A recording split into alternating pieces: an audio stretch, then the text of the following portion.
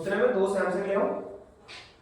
तो अब आता है पावर ऑफ अकोमोडेशन। ठीक है, बात कर रहे हैं आपकी पावर ऑफ अकोमोडेशन। हाँ, ये power of accommodation. Power of अभी पावर ऑफ अकोमोडेशन है क्या?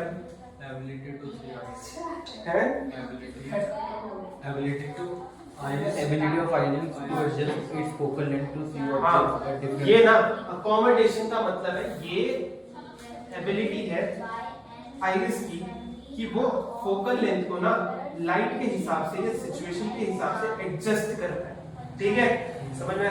जैसे भाई अगर मैं किसी बहुत ही डार्क एनवायरनमेंट से लाइट वाले एनवायरनमेंट पे जा रहा हूँ, है ना, तो मुझे फोकस करने में दिक्कत होगी। या अगर मुझे कोई चीज मेरे एकदम पहले दूर थी फिर पास आ रही है तो मुझे फोकस करने में दिक्कत होगी। जैसे तुम्हारे कैमरा को भी होती है, तुम्हारा कैमरा क्या करता है? फोकस तो चेंज करता है, फोकल लेंथ को बदलता है ना।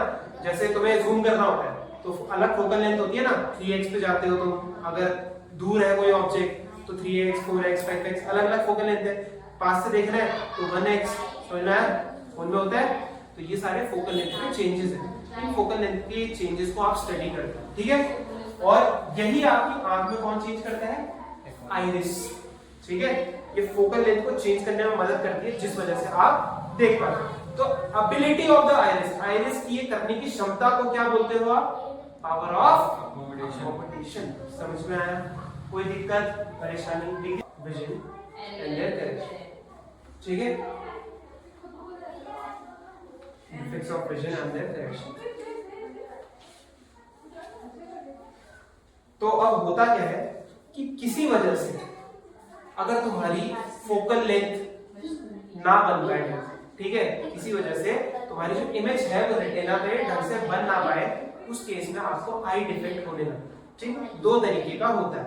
एक होती है लॉन्ग साइटेडनेस, दूसरी होती है शॉर्ट साइटेडनेस। ठीक है, जब आपके कहां प्रॉब्लम होगी? आइरिस। ठीक है, आइरिस फोकल लेंथ चेंज नहीं कर पाएगी, फोकल लेंथ चेंज नहीं कर पाएगी तो पावर ऑफ अकोमोडेशन अफेक्ट होता है, जिस वजह से आपको आई डिफेक्ट होने लगता है। 2 टाइप के होते हैं, एक होता है आपका मायोपिया, जिसको बोलते हैं शॉर्ट साइटेडनेस,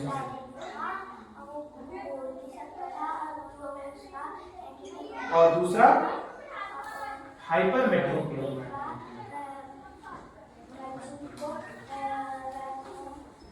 और लॉन्ग साइटेडनेस, उसको लिख दो। इफेक्ट्स के अंदर ही है ना ये। तो मायोपिया एंड हाइपरमेट्रोपिया। सबसे पहले लिखना मायोपिया, शॉर्ट साइटेडनेस और नियर साइटेडनेस। दो आता है करा देंगे। ठीक है, पहली बात होगी आपकी मायोपिया और नियर साइटेडनेस की। ठीक है, अब नियर साइटेडनेस होती क्या है? नियर साइटेडनेस में आपका दूर की नजर खराब होती है, पास की नजर अच्छी होती है। ठीक है, समझ में आया? मतलब आप फार अवे वाले ऑब्जेक्ट्स को ढंग से रीड नहीं कर पाता आपका माइंड। ठीक है, आपकी आंखों से ढंग से परसीव नहीं कर पाता। ठीक, समझ में आ गया? लिख दो, लिखना cannot see far objects clearly, cannot see far objects clearly। हाँ, मायोपिया में cannot see far objects clearly। इसकी कॉज ये होती क्यों है? ठीक है, होती क्यों है? लिखना focal length too short, focal length too short. ठीक है, डबल वाला मतलब अगर आपकी फोकल लेंथ बहुत ज्यादा छोटी हो जाए, तो जैसे बचपन में करते हैं ना, बचपन में क्या करते हैं, बच्चों को बोलते हैं कि दूर एक डिस्टेंस पे लिखो, ऐसे पास मत जाओ। क्यों बोलते हैं? क्योंकि अगर आप नीचे जाते हो, अब बचपन में आपकी फोकल लेंथ एडजस्ट होती है। ठीक है, अब जब आप हर चीज को पास से देख रहे हो तो आपकी पास की नजर तेज हो जाएगी, दूर की नजर कमजोर हो जाएगी, वहां पे डिफेक्ट आएगा। समझ में आया? इसको करेक्ट कैसे करते हैं? लिखो करेक्शन,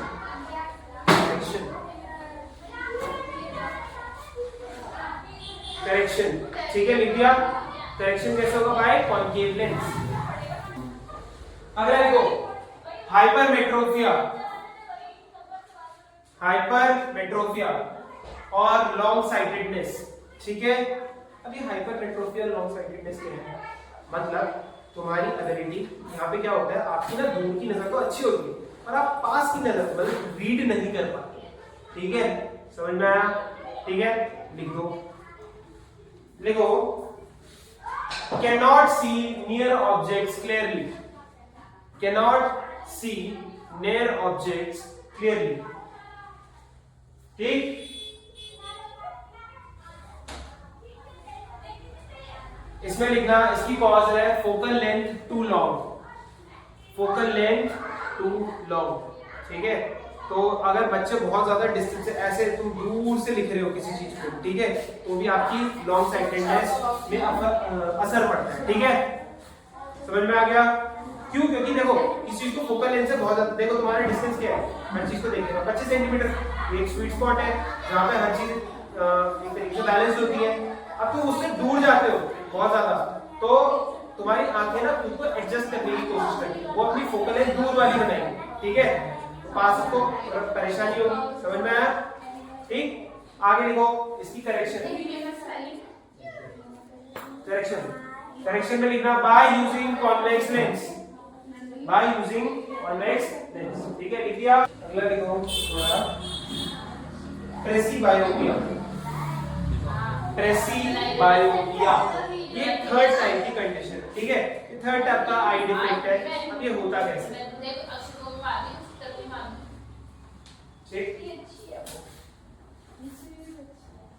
तो इसमें होता क्या है, देखो ये ना बुढ़ापे में आते हैं, जब तुम बहुत बूढ़े हो जाते हैं लोग, तो होता क्या है कि उनकी जो सेलेरी मसल होती है बहुत वीक होती है, ठीक है, जिस वजह से इसी वीकनेस की वजह से वो फोकस करने में परेशानी होती है, चाहे दूर की हो चाहे पास की, समझ में आया। इसी वजह से उन लोगों की दूर की नजर भी कमजोर होती है, पास की नजर भी कमजोर होती है। ऐसे लोगों को ट्रीट करने के लिए आप मेनली बाय फोकल लेंथ वाले मिरर्स या लेंसेज का यूज करते हैं, ठीक है, बाय कॉन्केव लेंस या बाय कॉन्वेक्स लेंस, समझ में आया, लिख दो। इसमें लिखना it happens due to aging and weak ciliary muscles, due to aging and weak ciliary muscles,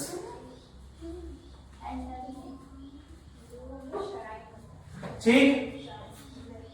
इसमें लिखना difficulty in seeing near objects, होता क्या है, difficulty in seeing near objects, ठीक है, जैसे तुम्हारे दादा दादी को पढ़ने में प्रॉब्लम होती होगी, ठीक है, तो difficulty in seeing near objects, इसका इलाज क्या है,